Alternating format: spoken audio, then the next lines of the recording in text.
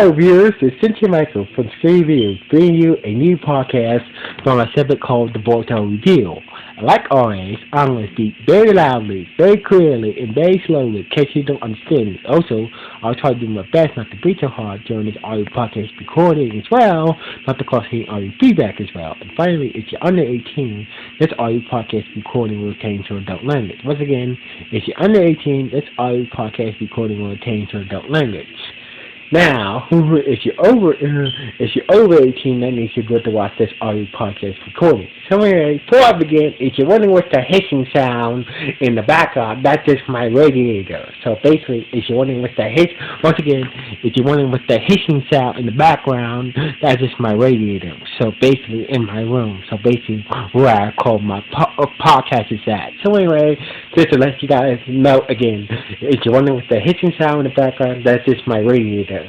So anyway, with that and everything else out of the way, so basically this episode, let's get into the latest episode of Boruto. So basically the episode starts off, I believe, we see Kawaki watching the sunrise. So basically this episode starts off with we see Kawaki, known as the Vessel, watching the sunrise.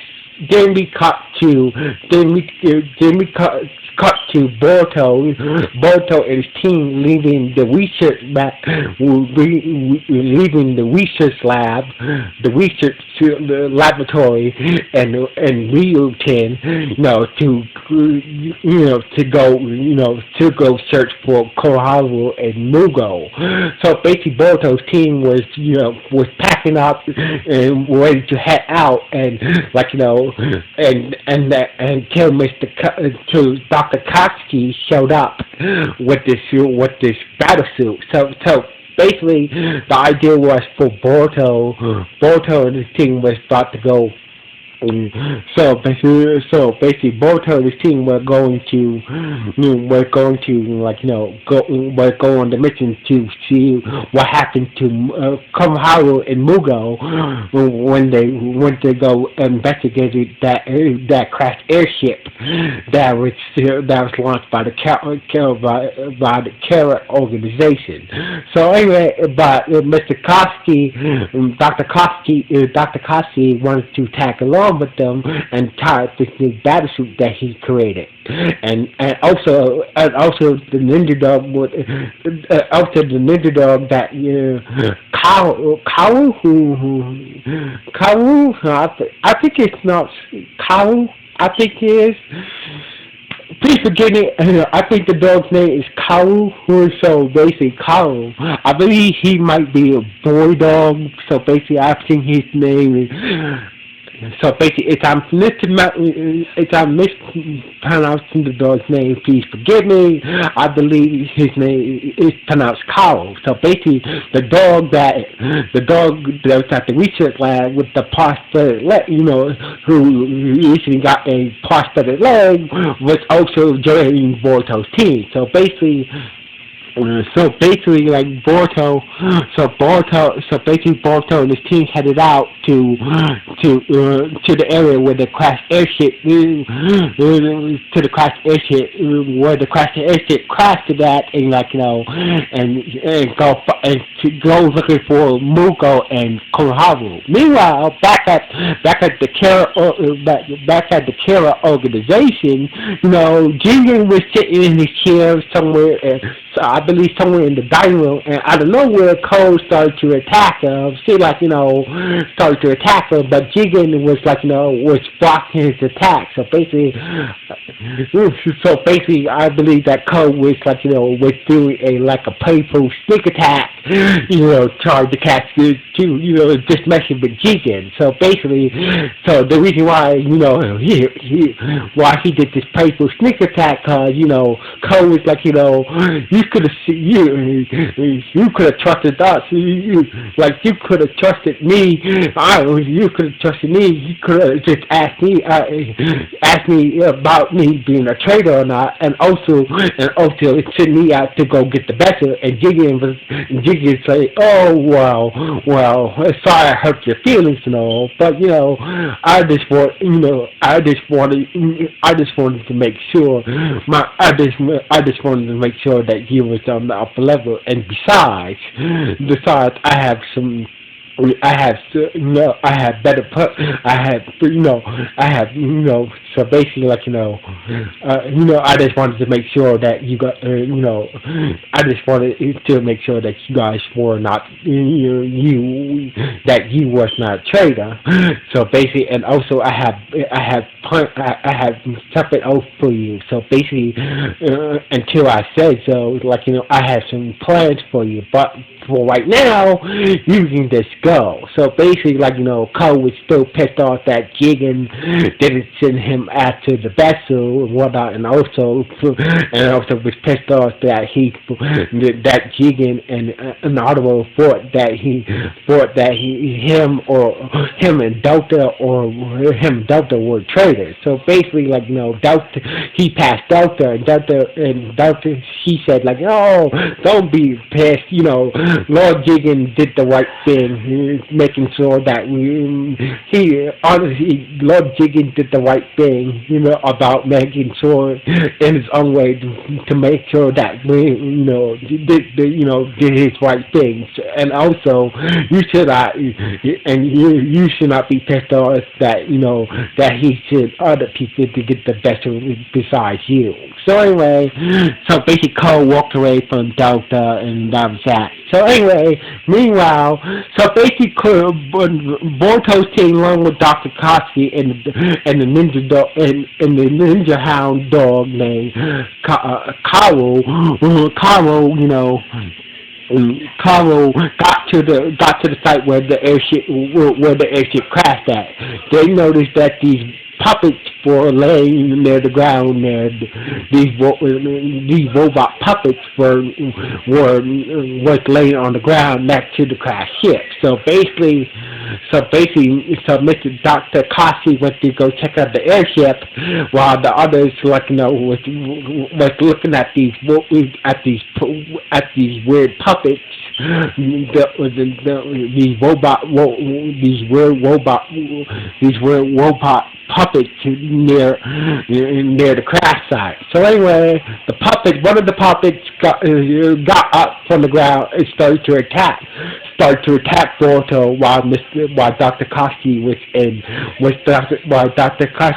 inside the crashed airship. So anyway, Boruto used some lightning jutsu to take down the puppet, and that's when the rest of these robot puppets got up from the ground and started to attack them. So anyway, turns out these puppets, every time they used a different jutsu every time they took one down, they just kept on getting back up. So anyway, Mr. Koski, Mr. Dr. Koski came out of the airship, and saw Boruto and others were fighting these robot puppets. So anyway, and that's when Dr. Koski realized these are robot puppets, not being controlled by a puppet user or by any puppet style user. So basically, there's no puppet users controlling these puppets. These puppets are robots. So anyway, it turns out the puppets start to shoot fireballs out of their mouth, and that's when Boruto and the others took cover. Dr. Kiski and Sawada realized these puppets had scientific ninjutsu tech in them. So basically, that's when Mr. Kiski had a flashback when he got free from the genjutsu, and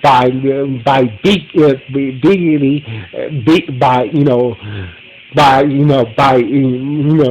legally, if I'm pronouncing his name wrong. So basically, that's when Dr. Kasi had the flashback that when he got free, when he got free from that genjutsu cast by Lord Al, and he was informed that while you was on the genjutsu, while you was on this genjutsu, you had the scientific ninjutsu tech that you're better.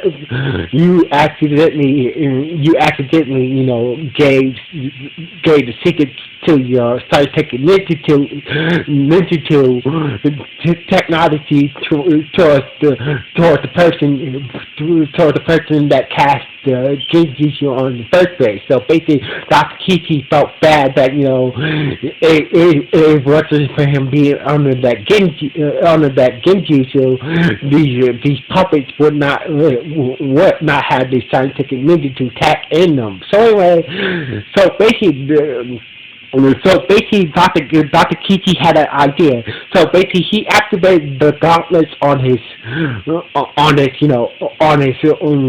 basically, he activated the gauntlets on his battle suit, and started to draw the fireballs from the robot puppets. So basically, the puppets kept on firing the fireballs while Dr. Casey's gauntlet gloves was dissolving the fireballs. So basically, the puppets overheated from using these fireball attacks, and they shut down. So basically, that gave Boruto and the others the opportunity to destroy the puppets' head before they was able to destroy the puppets.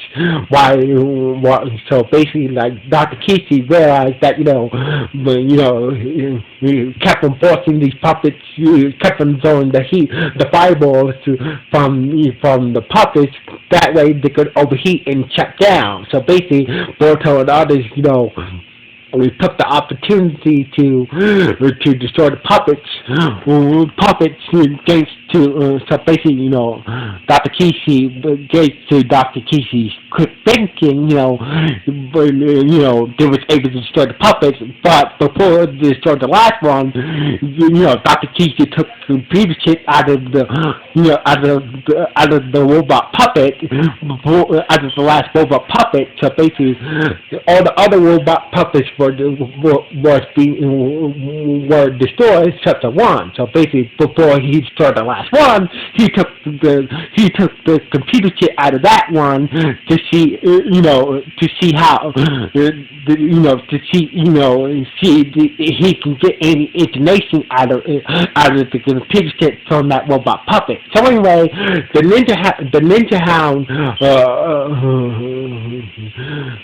I've got the fucking name. So basically, I'm just going to call it the Ninja Hound with the prosthetic leg showed up, and one of Koharu's kunai,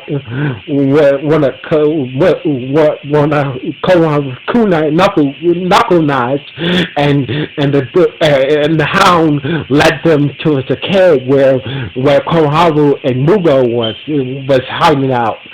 Mugo was, so basically Mugo was hurt. So basically, so the Ninja Hound led Boruto and the others to a cave where Koharu and Mugo was hiding out in. So basically, Koharu and Mugo was glad to see Boruto and the others. So anyway. So basically, this Dr. Kasi said, I'm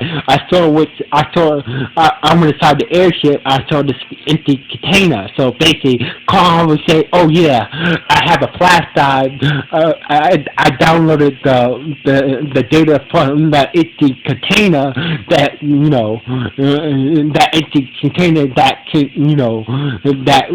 contained the vessel aka Karaki in. So basically, Kohan was telling Dr. Kishki and Boruto and others that, I got the data from that container from the from the crashed airship. So basically, like this, maybe the data will tell us what was inside that what was inside that the data from the flashlight can to tell us what was in that container, and that's when Little Owl showed up in the cave with this big ass Gatling gun, and like and Owl said, I can't let you do that. So basically, so basically, both of the others were surprised to see Little Owl. It's like they figured that oh maybe Al must have heard, must some figured that they was kind of surprised that Little Al was they were surprised to see Little Al, but Little Al had this big ass Gatling gun that Coaching gave him on the train. So anyway. So basically, both of the others, figured maybe Little Al was here to help them, but instead he used his Gatling gun that was shooting fireballs and attack them and start to attack both of the others. So basically, both of the others what the fuck is going on with you, Little Al? It's oh, I can't let you guys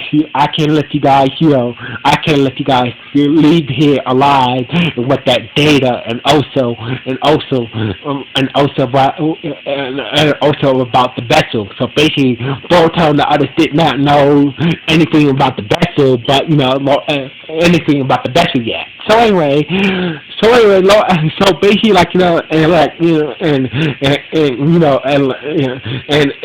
it's quite obvious that the others. So basically, Corral and the others figured out that Little Al was working for the Karma organization. So anyway.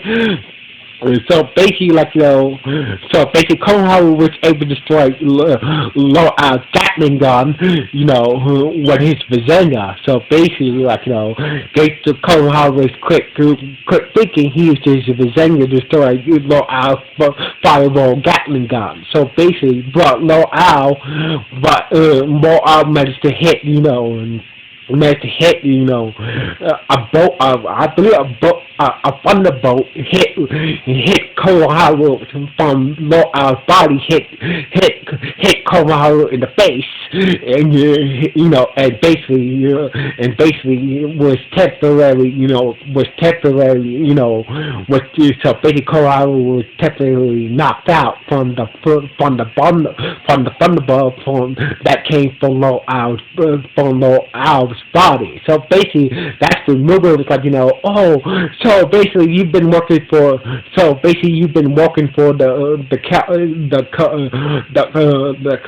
Karma the Care organization this whole time, haven't you? And yeah. So basically, that's all I'm gonna tell you. So basically, what did you guys get with the vessel?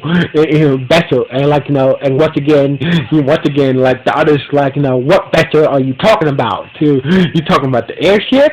So basically, there was a vessel inside the container in the airship. So basically, what do you guys did with the vessel? So basically, Boruto and others did not have any idea what was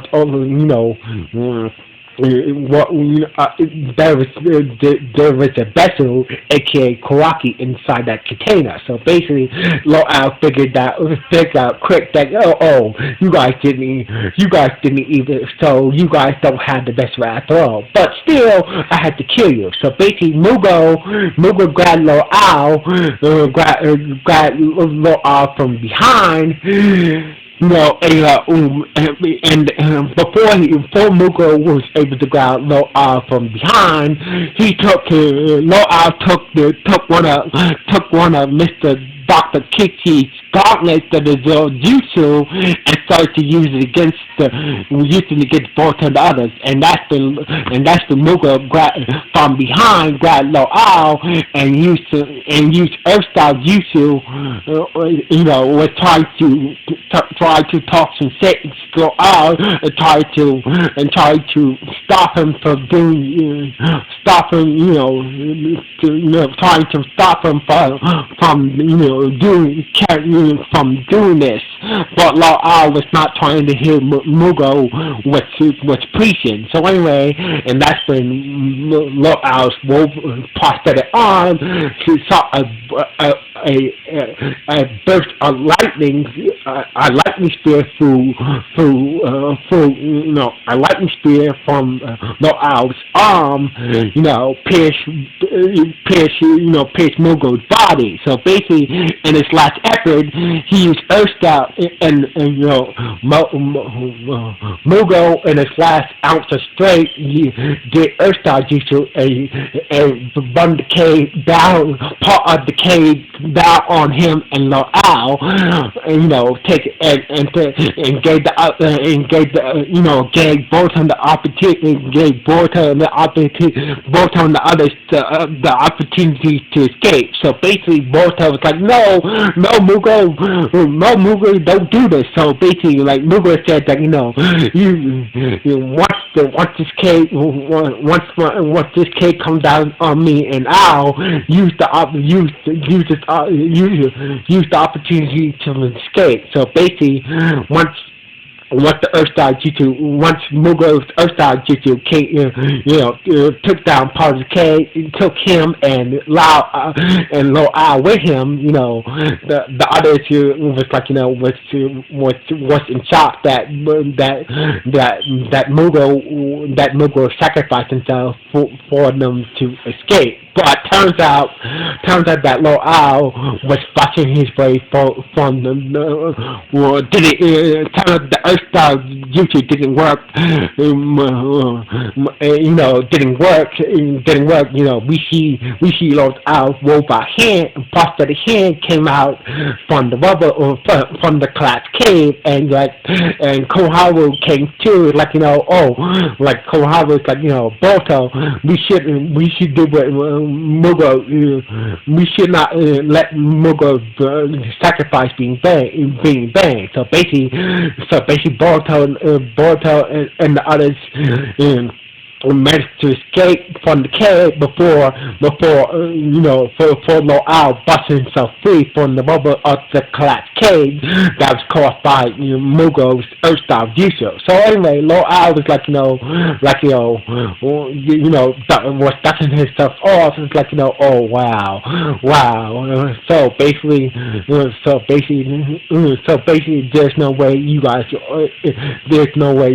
can hide from me. None of you won't lead.